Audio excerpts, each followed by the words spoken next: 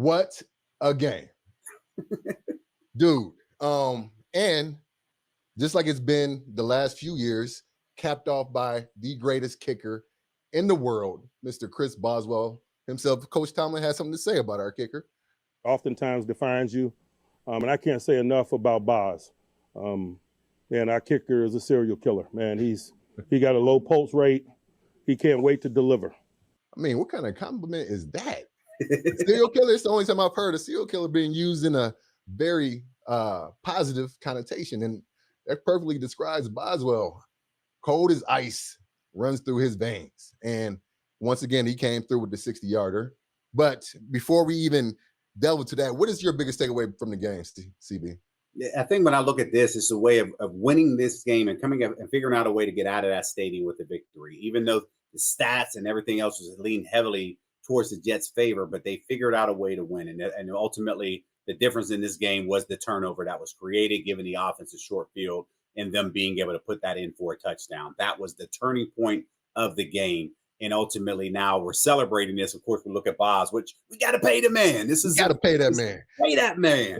He is awesome, man. He's been complete since he signed here, and ultimately where he is. He's going to be here for a very long time. Hopefully, that contract extension gets done sooner rather than later, because this is a guy who really is his trajectory is Hall of Fame career at this particular point. Yeah. Boswell has been clutch for us for so many years. I didn't even realize he was anywhere else but here. Did you know that he came to us via the Giants? Yeah, I didn't know that. It kind of reminded me, remember with Jeff Reed, right? You know, he got here in 2002, was on a couple different teams, but when he got here, I think one of his first games, he kicked like 5 or 6 field goals in a game to win it. And we're all looking at each other like, why was he on the street? And ultimately his career, had a pretty good career as it went close to 10 years. But I think now what we see what Boz is doing, everybody's reaction was the same way. Years ago when he got here, everybody was trying to figure out what was he doing, and here he is. But again, all you need is an opportunity, and that's what most kickers have, because again, it's hard. Most of them don't go down with injury, but when struggles do happen and you get an opportunity to have a workout in the middle of the year, and then you just stick on in the manner that Boz has, man, it's been truly a blessing. Has been blessing for Steelers Nation to be able to have him, because each and every time this guy has delivered in big ways. Yeah, I mean, sometimes he's our entire offense. Yeah, that wasn't the case this time. 2 big free throws, both 50+. Most accurate kicker of all time from 50+. So in Boz, we trust, man. And here's the one thing that I enjoy. It wasn't in that soundbite, but he spoke about Boz right at the half, and he said he didn't even look at Boz to give him the okay to say he's going to kick it. Boz just ran out there. He ran out there. It was all he said. He didn't look at him, but yet he knew he was going out there to kick a field goal. So that just lets you know the confidence that he has in himself. Like, listen, let's take these 3 points and let's get off the field, from that perspective. So he just, like I said, man, we're grateful to have him. Rumor has it that he just kicks the ball and walk off. A little bit of Steph Curry. He's that good where he just kicks and he just know. And from 60 yards, that thing could have went from 70 right down the middle. But that was awesome. It was also a sight to see that offense wasn't totally dependent on Chris Boswell. Aaron Rodgers, key signing for us, obviously, this offseason. A lot to be made because he didn't play in the preseason. We were wondering what this offense was going to look like. They showed up in a big way. 34 points total. And this is not, true offensively 34 points, not like a gimme defensive touchdown or a special teams touchdown. Like, no, they ended up doing that, and they showed that they could drive the length of the football field. And they also shown that they actually can deliver what a change of possession on the turnover. So when you look at those type of things, that's what you need. And the one thing that I really have to praise Arthur Smith about, because yes, we're going to praise Aaron Rodgers just like everybody around the country is. When you look at what Arthur Smith did, the 2 touchdown passes that he had to Ben Skoranek and Calvin Austin, they were the same exact play.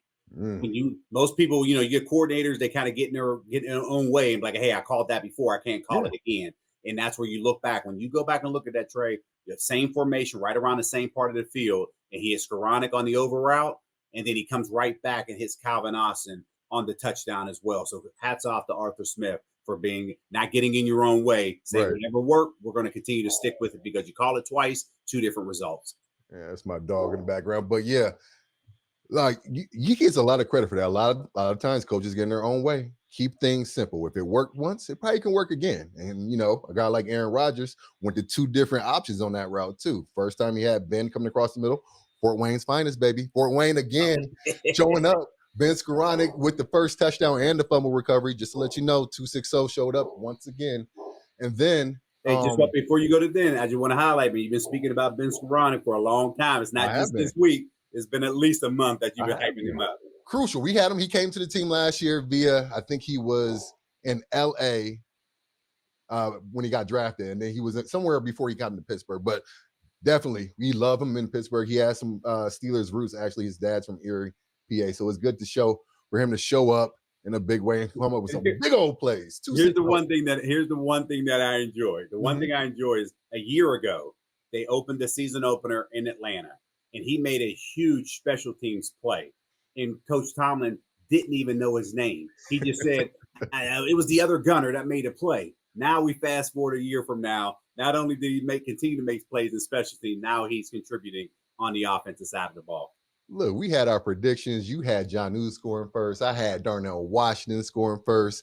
DK, and look who does it. Number 15, Ben Skoranek. So it was good to see him. Good to see that guys who weren't necessarily counted on to contribute still contributed in a big way. But let's not stray too far away. The guy that threw him that ball went 22 for 30 for 244 and 4 touchdowns in his first outing with the Pittsburgh Steelers versus his old squad. What did you see from A-Rod? Did he give you what you thought you would get from him? I thought it would happen a little slower and more in the second half than it did throughout the entire game. But when you look at just Aaron and just watching him all of last week, he was one of those things. He was downplaying this game, rightfully so. But whatever happened between New York and him, he did not want to utter the name Jets. Didn't even want to spell Jets. It was just he was dormant on that particular issue. But when you look at after this particular game, going out there, seeing the field, delivering the football. Now I know he didn't attempt to throw, complete any passes 20+ yards, but he didn't need that in this. He didn't need that. Game. He got the ball where it needed to get into his playmakers' hands, and they were able to deliver 4 touchdown passes on the night. And when he stepped up to that podium, he couldn't wait. He said, "Yeah, there's a lot of people in the organization I thought I couldn't play anymore." And I just let you know he was thinking about this game. Didn't give any headline clippings. He just went about his business, and he's able to walk off that field victorious, and it was beautiful to see. Just straight up deadpan response. I wanted to beat everybody associated with the Jets. Just how Aaron Rodgers does it. But it wasn't all peaches and cream, man. That running game was not where we wanted to be. We thought going into this game that we would lean heavily on the run game. We thought Warren would get 15 to 20 touches. We knew that why am I drawing a blank? Caleb Johnson? No, not Caleb Johnson. The one who ended up playing the most, who started the game really. Why am I drawing a blank? Gainwell. Gainwell. Yeah. Gainwell. We knew he would contribute. We knew he would be big on third down, but I didn't know that he would start out the way he did. I thought Jalen would get more carries. Ended up getting more carries as the game progressed, but that run game was not where we needed it to be. A lot of it has to do with the O-line, which I'm gonna get to here soon, but the running backs also not being on the same page with the rhythm of the offense. What did you see from that position? Yeah, it went exactly the way I thought it was going to go. And I say that because Isaac Seumalo, he didn't practice all of training camp. He didn't start practicing until that bye week, essentially before the first week of the game. So he only had 5, maybe 6 practices. But when you talk about from a communication perspective, you know how important this is, Trai. If you're not all aligned, especially playing on the road, you're always going to be a split second behind. And it just seemed that's how the running game was going. And it showed up a little bit, in the passing game as well. But in that running game, when you look to establish and control that line of scrimmage, that was something that really, I was frustrated watching it because it wasn't as consistent as I thought it can be. I'm just hoping that now we go from week 1 to week 2 with no communication issues up front, that run game gets better. Yeah, 20 carries for 53 yards total as a team. Warren leading the way, I think, with 17 carries for 37 yards, something like that. It was a piss poor. Yeah, Warren had 11 carries, 37 yards. Yeah, 11 carries, 37 yards. So obviously a lot to improve upon, but we did get a lot of the play action pass. So it did bring the Jets defense up, the front 7, who I thought was a very good front 7. I thought Quentin Williams is a really good one of the better defensive tackles in this league. And we saw Will McDonald get to the quarterback quite a few times. So the offensive line, by and large, and we'll get to the trench report, but I thought as a unit, they played good. They did enough. It wasn't great. Obviously, we got some issues from the tackle position that we got to clean up. But by and large, they did enough up front. We got to clean up. We got to keep number 8 off his back. He got hit way too many times, 4 sacks total, and I think 4 other hits on A-Rod. So that definitely has to pick up. But I was also impressed with the tight end group. That's another position that I think a lot of people had their eyes on with the acquisition of Jonnu. Obviously, Freiermuth is still in the game. A lot of people have been talking about how Connor doesn't deserve the spot. And then Darnell Washington, who I thought we would use more in the red zone, but he did a really good job run blocking when he was in the game. But by and large, that tight end position showed up, accounted for some points. Jonnu some big first downs, and Freiermuth with some big first downs as well.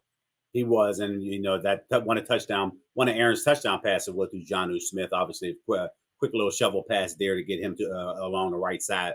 But when you look at everything that Jonnu Smith is bringing to this offense, man, I look for him to continue to get better each and every week because he is a monster and he's a matchup problem from that perspective. I know you mentioned earlier about the sacks, right? And people immediately focus on the offensive line and they're going to say 4 sacks happened, but really 3 of them was on the offensive line. And one of those, Kenneth Gainwell, he has to do a better job at pass blocking. That's why we always talk, even in training camp, back on backers. That drill is important because it showed up in week 1 where he lost that battle and gave up a sack. So that cannot continue to happen, especially if he's going to be on the field on 3rd down. So these are all things that, again, I just look at it from a communication perspective that they can continue to get better.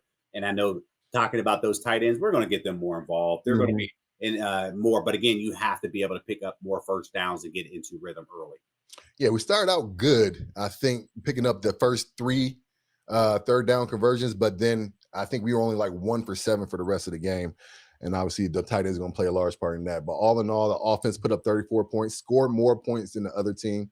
And that's what their job is. So it was a pleasant surprise to see the offense be as much on page as they were, considering the fact that A-Rod hadn't played in the preseason, considering the fact that Jonnu hadn't practiced since the first 2 weeks of training camp. I thought the offense showed up, put some points on the board against a very talented Jets defense.